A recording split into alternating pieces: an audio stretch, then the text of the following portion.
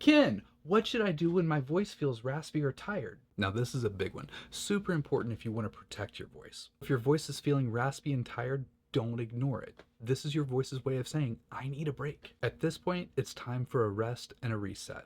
For rest, you could give yourself a few hours or a few days of vocal rest, and this could include singing or using your voice altogether. The key is to listen to your voice and rest as long as you need to. A little rest and care can go a long way in keeping your voice healthy and strong. But we also want to make sure that we reset our voice back into a healthy and ideal coordination. Personally, I like to use bubbling on smaller scales to help reset my voice into an ideal coordination. Something that might sound like is this.